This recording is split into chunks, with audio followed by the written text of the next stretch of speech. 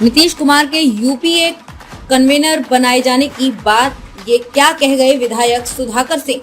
नीतीश कुमार के UPA convener बनाए जाने की बात पर राजद विधायक सुधाकर सिंह ने कहा, जहां तक मुझे पता है कल तक यूपीए की कन्वीनर सोनिया गांधी जी हैं और अभी तक ऐसी कोई बैठक नहीं हुई है जिसमें ये निर्णय लिया गया हो कि किसी को नया कन्वीनर बनाया जा रहा है। अगर यूपीए का कोई नया कन्वीनर बनता है तो उसका स्वागत है, क्योंकि राष्ट्रीय लेवल के मसले राष्ट्रीय लेवल पर ही हल किए जाते हैं, लेकिन अभी तक किसी भी नए संयोजक की घोषणा नहीं हुई है।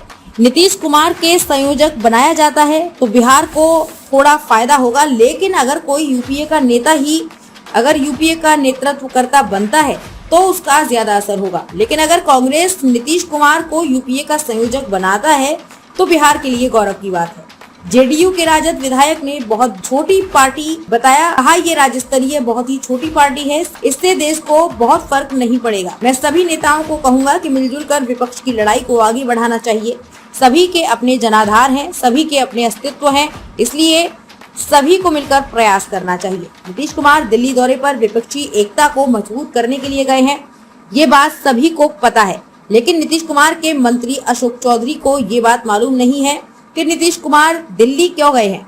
इस पर राजद विधायक सुधाकर सिंह ने कहा कि एक कोर कमेटी होती है और उस कोर कमेटी के मेंबर ही जानते हैं कि उनके नेता किस काम के लिए कहां जा रहे हैं। अशोक चौधरी जी को सरकार चलाने के लिए नियुक्त किया गया है, तो इसलिए वो सरकार की बात कर रहे हैं। वो कोर कमेटी के सदस्य नहीं है, इसलिए उन्हें नीतीश कुमार की यात्रा के बारे में जानकारी नहीं है।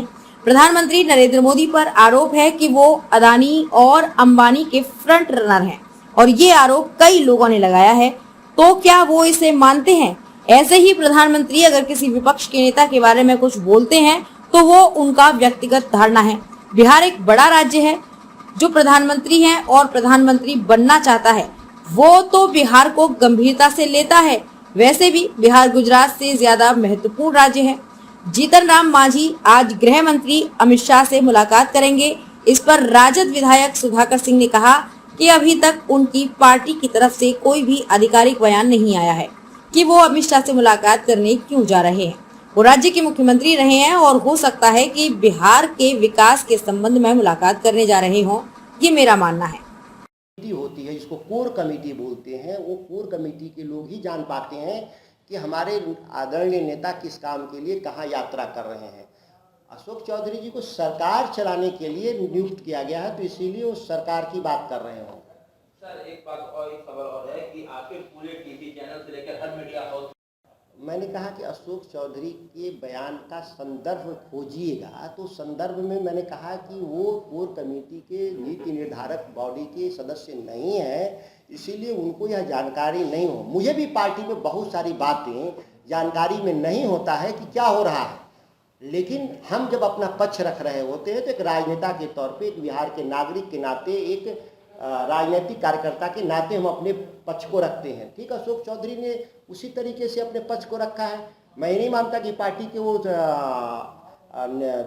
जो कोर कमेटी है उसके वो सदस्य हैं, इसीलिए उनको जानकारी होगी या होनी चाहिए, ये कोई जरूरी नहीं।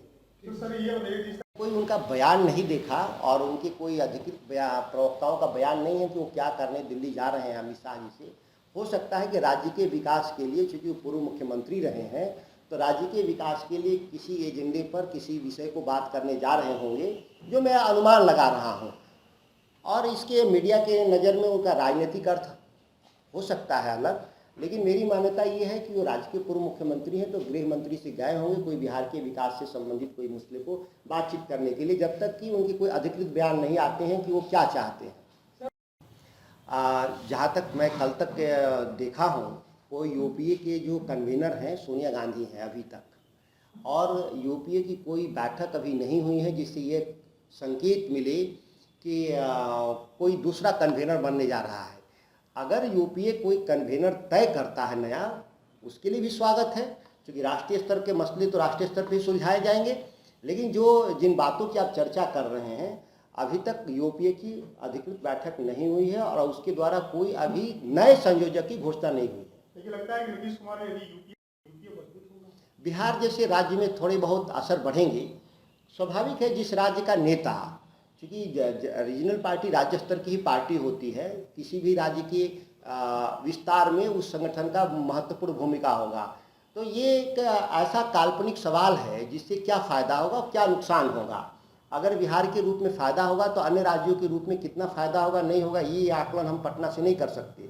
जब आप दिल्ली में बैठे हों तो देश बड़ा है, 543 लोकसभा के हिसाब से देखना होता है। वैसी परिस्थिति में जरूर मेरी मान्यता है कि कांग्रेस का ही कोई नेता यूपीए को नेतृत्व देगा, तो चूंकि वो बड़ी पार्टी है, पैन इंडिया पार्टी है, इसलिए उसका असर ज़्यादा होगा।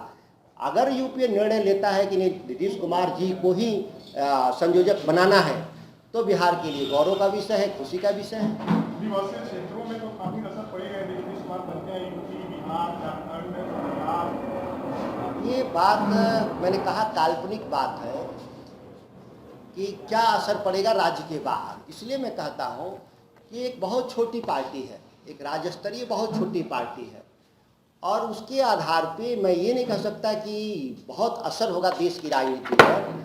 और उसके बहुत सारे जो संगठन हैं देश के, जो अन्य राज्यों में, वो कितना मदद करेंगे।